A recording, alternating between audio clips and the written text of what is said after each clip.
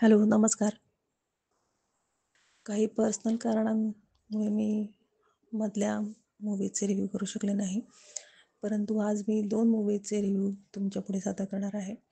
पहिलं तर लोका चॅप्टर 1 चंद्रा या सिनेमाचा, त्याचाही मी लेट रिव्ह्यू करते आहे. आणि दुसरा आहे मिराई. तर पहिल्यांदा आपण जाणून घेऊया मिराई हा जो या आठवड्यात रिलीज झालेला सिनेमा आहे त्याबद्दल. त्यानंतर आपण जाणून घेऊया लोका चॅप्टर 1 चंद्रा ह्या सिनेमाबद्दल. तर मिराई हा जो सिनेमा आहे हा मायथॉलॉजिकल बेस असलेला सिनेमा आहे. याची जी कथा आहे ती पुराण काळापासून आत्तापर्यंतची दाखवण्यात आलेली आहे. रंजक प्रवास कसा असू शकतो तर ते आपल्याला ह्या सिनेमात पाहायला मिळेल. की 9 ग्रंथ आहेत. ते ग्रंथ जे कोणी ताब्यात घेईल स्वतःच्या, तो माणसापासून देव बनेल असं आहे. तर त्या दृष्टीने या सिनेमामध्ये विलनसुद्धा आहे आणि या सिनेमामध्ये देवत्व प्राप्त झालेली माणसंसुद्धा आहेत. ज्यांना देवत्व प्राप्त होतं, देवासारखे वागलेले आहेत ते. सो असा हा सिनेमा आहे. याच्यामध्ये तुम्हाला बऱ्याच काही गोष्टी आहेत ज्या पाहायला मिळतील. वेगवेगळ्या गोष्टी जाणवतील. आणि सिनेमा सुरुवातीला त्याची एक कथा सुरुवात होते, त्यानंतर मधल्या काळात तो थोडासा रेंगाळतो, परंतु जी ॲक्च्युअल कथा आहे त्यामध्ये जेव्हा हा सिनेमा जातो त्यानंतर तो आपली पकड घेतो.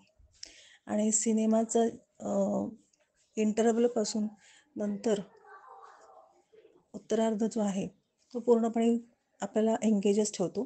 तसेच सिनेमाचा जो शेवट आहे तो त्याचा परमोच्च बिंदू आहे. जे सिनेमाला साध्य करायचं आहे ते तुम्हाला त्याच्या एंडिंगमध्ये दिसतं. सो तसेच ह्यानंतर एंडिंग क्रेडिट सीनसुद्धा आहे, जो सुद्धा आपल्याला चुकवायचा नाही आहे. सो सिनेमा संपल्यानंतर सुद्धा तुम्हाला थोडा वेळ थांबायचं आहे की त्याच्यानंतर एंडिंग क्रेडिट सीन काय आहे तोही तुम्हाला पाहायला मिळेल. आणि ह्या सिनेमाला, मिराई या सिनेमाला जर रेटिंग द्यायचं झालं, मी याचा निगेटिव्ह पॉझिटिव्ह नाही सांगणार, कारण मला असं वाटतं हे असे प्रकारचे सिनेमे बनणं गरजेचं आहे, लोकांपर्यंत पोचणं गरजेचं आहे. सो या सिनेमाला मी रेटिंग देईन 5 पैकी 3 स्टार. तुम्ही नक्की पहा, तुमच्या फॅमिलीला घेऊन जा. हे सिनेमा असा टाईपचा सिनेमा आपण नक्कीच पाहायला हवा. त्यानंतर दुसरा येतो लोका चॅप्टर 1 चंद्रा हा सिनेमा. हा जो सिनेमा आहे याच्यात सुद्धा प्राचीन काळापासून ती घटना घडलेली आहे. आणि ती घटना घडते त्यानंतर जी आपली सिनेमाची हिरोईन आहे चंद्रा, तिची स्टोरी, तिच्या अवतीभोवतीच सिनेमा फिरतो, कारण तिचीच पूर्णपणे ही कथा आहे. तिच्या अवतीभोवतीच सगळ्या घटना घडत जातात.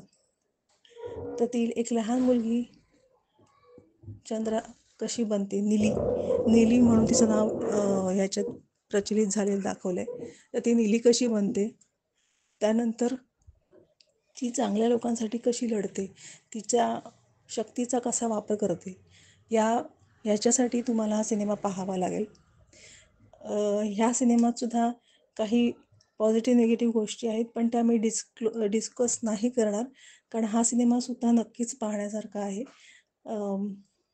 परंतु तुम्ही अगदी लहान मुलं जे असतील त्यांना घेऊन जाऊ नका ह्या सिनेमात, कारण याच्यामध्ये काही ब्रुटल्स सीन थोडेसे आहेत.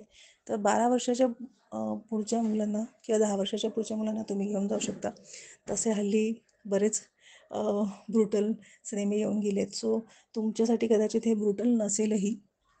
सो तुम्ही डिसाईड करा की तुम्हाला तुमच्या पूर्ण फॅमिलीचा हा सिनेमा पाहायचा की नाही. काही सीन आहेत की ज्याच्यात लहान मुलांना थोडंसं ट्रिगर होऊ शकेल कदाचित. बाकी मला असं वाटत नाही याच्यात काही ट्रिगर होण्यासारखं आहे मोठ्यांसाठी. सो हा सिनेमासुद्धा तुम्ही नक्कीच पाहू शकता. या सिनेमालासुद्धा मी सेम 3 स्टार देईन. दोन्ही सिनेमांच्या कथा वेगवेगळ्या आहेत, त्याची पार्श्वभूमी वेगळी आहे, परंतु दोन्ही कथा आपल्या म्हणजे पूर्ण इतिहास नाही आहे, पण आपल्या भारताशी निगडीत आलेल्या कथा आहेत, गोष्टी आहेत ज्या आपल्याला त्याच्यात वेगळ्या प्रकारचं सादरीकरण करून दाखवण्यात आलेलं आहे. सो असे सिनेमे बनणं गरजेचं आहे आणि आपण त्यांना प्रोत्साहन म्हणून ते सिनेमे बघणं गरजेचं आहे. सो हे दोन्ही सिनेमे तुम्ही नक्कीच पाहू शकता. माझ्याकडून दोन्ही सिनेमांना 3 स्टार. तुम्ही जर पाहिले असेल तुमचा काय रिव्ह्यू आहे तेही नक्की कळवा आणि प्लीज व्हिडिओला लाईक, शेअर, सबस्क्राईब करा चॅनलला माझ्या. तुमच्या सपोर्टची गरज आहे. Thank you so much.